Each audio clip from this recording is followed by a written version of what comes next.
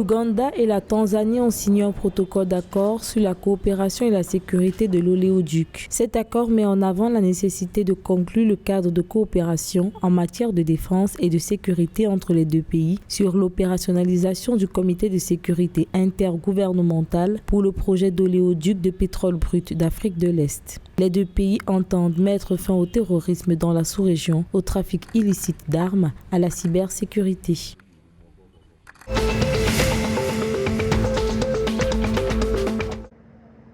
À travers la construction d'infrastructures routières, le Soudan du Sud et l'Éthiopie entendent renforcer l'interconnectivité et les liens économiques. À cet effet, les deux gouvernements ont discuté de la mise en œuvre des accords précédemment conclus sur les infrastructures routières. L'Éthiopie a réitéré son engagement à réaliser les plans de construction de routes, améliorer le commerce et établir des liens socio-économiques solides entre l'Éthiopie et le Soudan du Sud.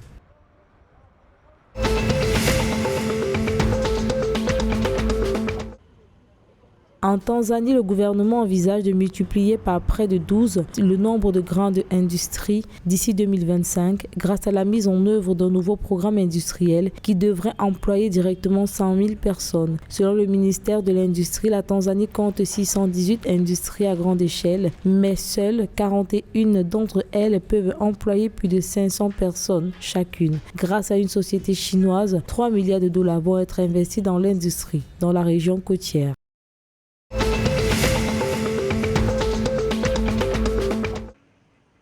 Le ministère de la Santé du Soudan du Sud a déclaré une épidémie de choléra dans l'état d'unité après des tests du laboratoire national de santé publique confirmant 8 cas. Suite à la confirmation du cas initial le 14 avril 2022, le ministère, avec le soutien des partenaires, aurait déployé une équipe d'intervention rapide pour enquêter sur les causes et soutenir la réponse au niveau de l'État du 22 au 29 avril. Au 9 mai 2022, le ministère de la Santé du Soudan du Sud a déclaré un total de 31 cas de choléra, dont un décès.